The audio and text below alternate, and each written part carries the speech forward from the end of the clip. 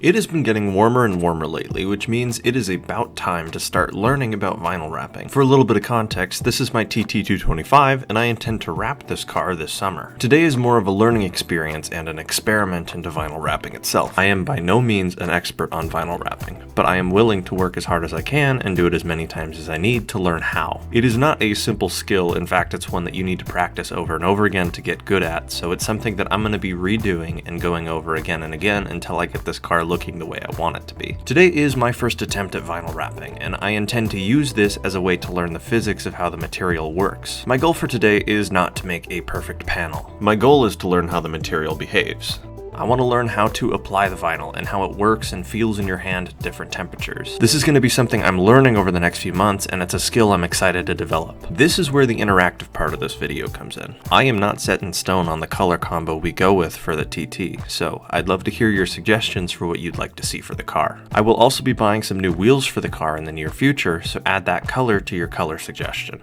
Now back to the task at hand. I wanted a part of the TT that I could wrap over and over again and it wouldn't completely ruin the aesthetic of the car. Like I said, this is a learning experience and I intend to redo this portion a few times to make sure that I get it looking perfect and I learn the skill properly. Consequently, I decided that wrapping the roof was the best option. The first thing I did was order a ton of vinyl wrap to use for practice. While this may seem like a pretty simple task, on the TT it is less than simple.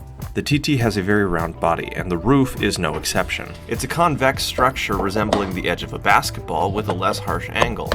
Vinyl wrap itself is flat.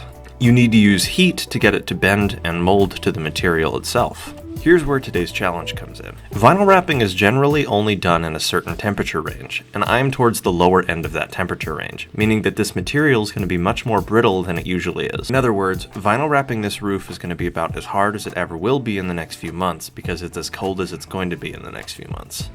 From what I can tell online, a lot of the quality of the finished product has to do with the quality of your prep work. First, I clean the panel with soap and water, and then again with isopropyl alcohol. Next, you want to make sure that you measure the right amount of material. I'm going to be wrapping the TT's roof in two sections, one of which is right above the window in the rear hatch. This area should be pretty simple because the curve is only across two axes. If you took any three-dimensional calculus courses, this is pretty common knowledge, but if not, it's pretty simple to understand. You can think of our vinyl wrap simply as having two dimensions, height and width. A two-dimensional curve similarly only has height and width. However, that height and width is bent along the third axis, giving it volume. This portion here is simply a flat plane that is bent along that axis, making it really easy to lay down the vinyl wrap because we don't really have to stretch it in the extra dimensions. The other part of the roof is going to be more difficult because the height and width aren't uniform like they are in this portion. My approach for putting this vinyl down in this section was to really just lay it over the piece and press it from one area to another, making sure that no air bubbles stayed. I was then super careful when I started to trim the outside with a razor blade. I was very careful to make sure there was just enough material to cover all the silver located within the panel cap. For my first panel ever, I'm honestly very happy with how this turned out. I was able to get this glassed out pretty easily, and it looks quite good to be honest. Even if the top of the roof doesn't turn out, I'm probably going to keep this portion on there just because of how well it turned out. For context, it was about 55 degrees when I started working on this, but night was rapidly approaching. Vinyl wrap is pretty similar to a permeable membrane when it's warm. That means that when it's in its operating temperature, there's a bunch of micro holes which let air go through so that you don't have any trapped air pockets. The heat also changes the surface tension of the material and makes it less brittle, making it pliable and easy to warp along curved surfaces. Things were getting more and more difficult as I was moving towards a harder panel and it was getting colder. We were no longer in the operating temperature of the vinyl wrap, meaning it was going to be very brittle and hard to stretch. So I broke out a heat gun. On a side note, I think it's pretty awesome that Audi put holes so that you can mount a roof rack on their sports car. That would be such a cool look. I took the cover off for the mounting bracket so that I could get the film in the right position. My goal was going to be to tuck it below this so that it followed the body lines perfectly.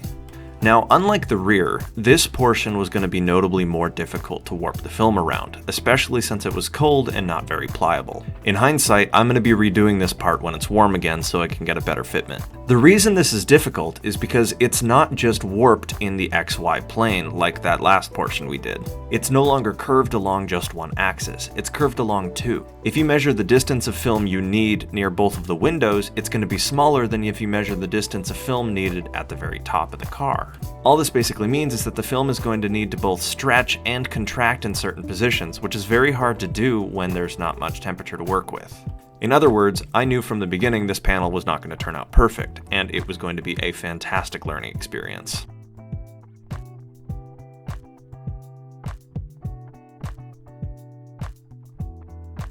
Since this is also a much larger area, I highly suggest you work with someone to stretch it out along it rather than just trying to do it yourself. You'll save yourself a lot of time and a lot of dust trapped under the film if you do it with someone else. My approach was to simply tack the center down and to work out from there. If you heat the material up with a heat gun, you can then push out some of the air bubbles through the film itself, which is immensely satisfying to do. In hindsight, I could have gotten this a lot better had I waited until spring when it was actually warm enough, but I'm really glad that I didn't. I'm learning a lot more about the film itself and how it behaves working in a non-ideal environment. Since the film is more delicate, I'm working more meticulously. I think in like a month, when I wrap this car for real, I'll be a lot more skilled and able to do a better job because of this sort of training. When the time comes, I'll also buy a nicer vinyl wrap itself, which will help with the application process a ton.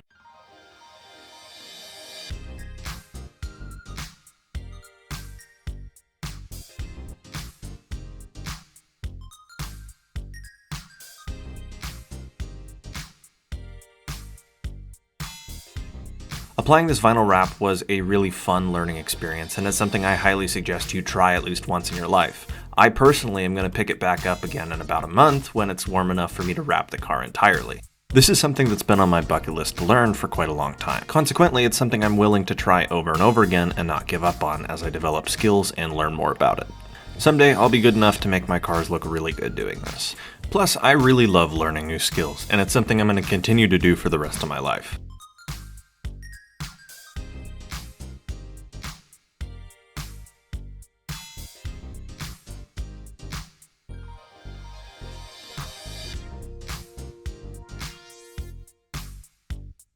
For my first attempt at vinyl wrapping ever, I'm honestly not that upset with the results, especially for the kind of shape and temperature I was trying to do this in.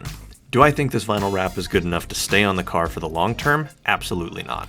In a month or two when it warms up, I intend to redo this to fix some of the imperfection. At that time, I'll have more practice, knowledge, and skill, and will be able to do a much better job. Not to mention I'll have nicer material and a better vision for what color I want the car to be. For a proof of concept, however, I absolutely love the way this looks on the car. I think it tremendously enhances the TT's appearance, and it looks like the glass just continues all the way up to the top of the car. It is really cool to look at when you catch it in a certain light, and much better than some of the two-tone looks I've seen online. Like I said earlier though, it's not perfect. As you can see here, there is a corner of the roof, which happened to be the last corner I did in the coldest temperature, where there were a bunch of creases. The air simply just didn't come out of the material because it was too cold. It dropped down to about 35 degrees and it was too late. I'm decently happy with the rest of the roof though. Other than this one section, the roof is glossed out pretty well and it was a really good learning experience. Still something I'm going to redo, however. Like I said earlier, I want your guys' help in deciding which color combo I want for this car. Let me know in the comments what color combo you'd like to see. I really like the idea of going with a white color because it didn't come from the factory like that, and white cars are some of my favorite looking. I'm also not opposed to something wacky or ironic like a dark green, or maybe a hunter green or something like that. Here are some vinyl colors. You can let me know what you guys think.